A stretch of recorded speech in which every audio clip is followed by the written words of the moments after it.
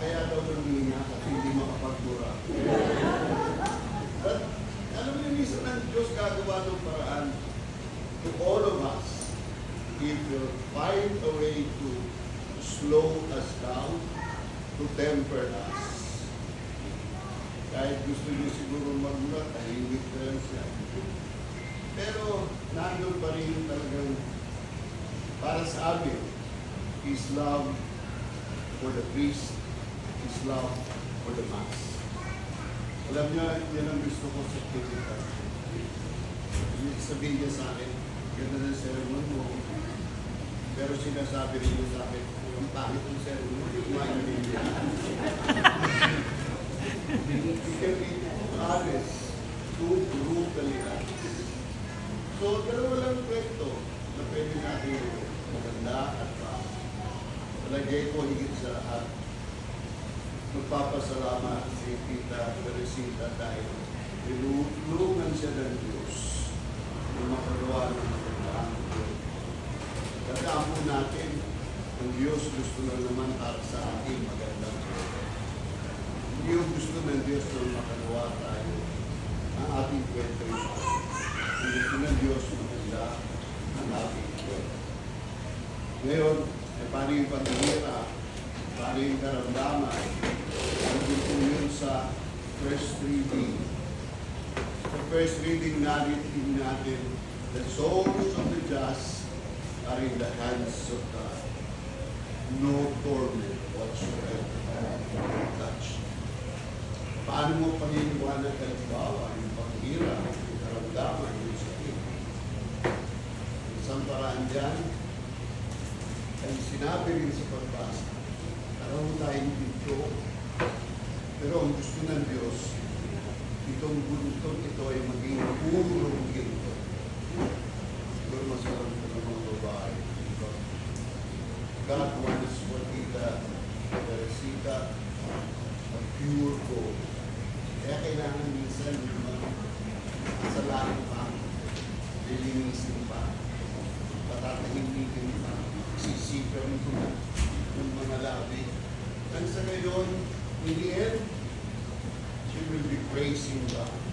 She will be thanking God. Tapos na po ang kwento ni Tita Teresita.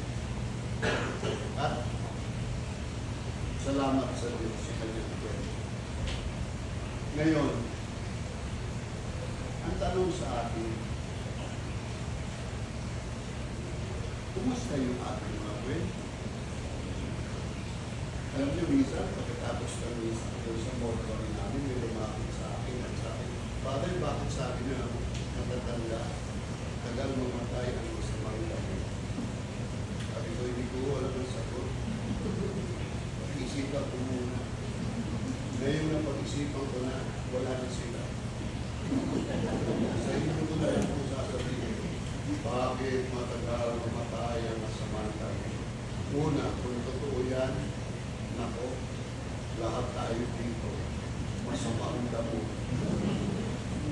Ito ba mabuting damo? So, kung totoo yun,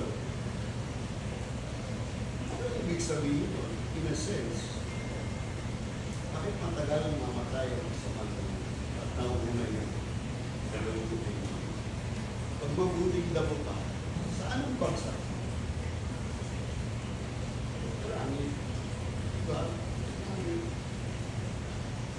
At ano ang dasal ng isang taong nakikita na ang kaluwalhatian ng Diyos, nararamdaman na yung katakilaan ng Diyos, nakikita na yung kanyang patron saint, Santa Teresita, nakikita na si Mama Mary. Ano ang panalangin ng isang taong labis-labis ang kagalaan? Napakasimple lang.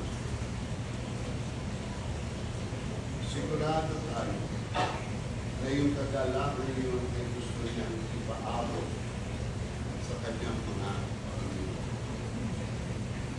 At masaya ka, imposibleng hindi mo i-share sa iba. Okay? Tayo sa dito.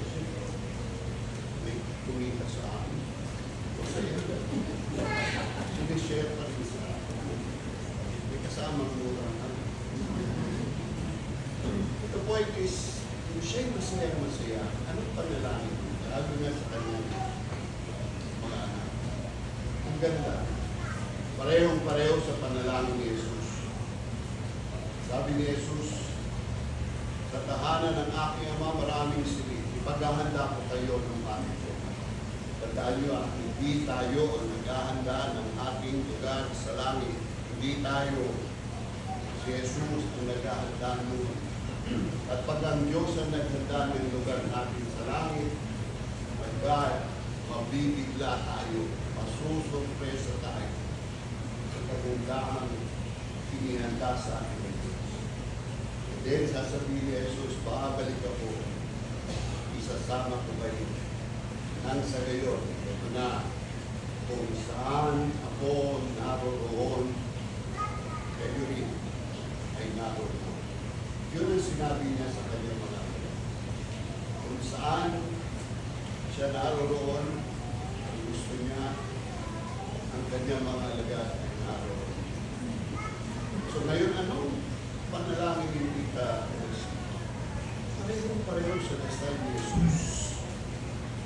Kung saan ako naroroon, sana ang mga naiwan ko sa lupa, higit sa lahat ang aking anak, ang aking pamilya, bahalang araw ay naroroon.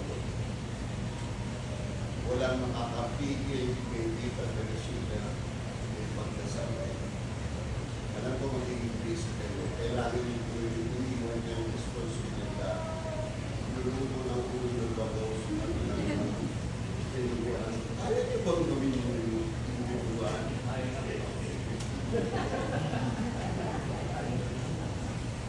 So, ang pinagdamo ni Tita Teresita, sabi ko, Lord, sana balang na araw sila nila. Kasali kayo. Kung saan siya nakiroon natin na. Yan ang panalangin ng mga tao na una na sa lahat. Isipin na lang pagkapunta yung sa mga tao. Pero bagsak mo. Imposible sa lahat. Somewhere down there. At ano ang dasal ng isang taong masamang damo? Parehong-pareho sa dasal ng isang mabuting damo. Iba lang ang tono. At ano ang kanyang sinasabi? Sana ako nakakapon. Mga walang yun. Naroon. Pareho eh. Alam niyo naman ang mga makasalanan. Kasali na tayo doon. Naghahanap lagi tayo ng paraman, ng sisi-sisi. Bakit tayo ganito? Kasi nanay ko, kasi tatay ko, kasi asawa ko, kasi yung kumari ko, kumpare ko. Pareho lang. Pareho lang. Sana ko na ako. Wala rin sa akin na. Kaya, katotohanan yung sinasabi ng mga may katarin. Nauuna yung mga kapita.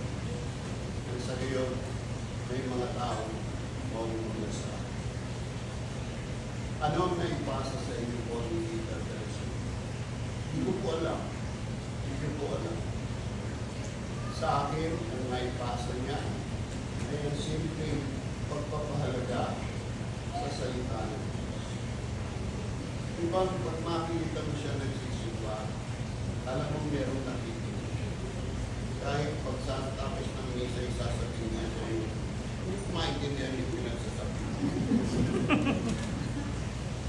Kaya naman ay marinig mo sabihin, ang ganda ng serve. Ano na nakakatawa.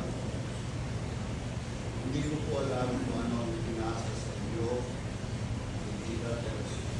Pero sana yung kapiranggot na mabuting kwento na ibinahagi niya sa iyo. Huwag niyo lang alalahanin, kundi pagpatuloy mo. Continue the story in your own life. Yun lang siguro pwede natin sabihin na naging makabuluhan yung kanyang buhay dito sa lupa.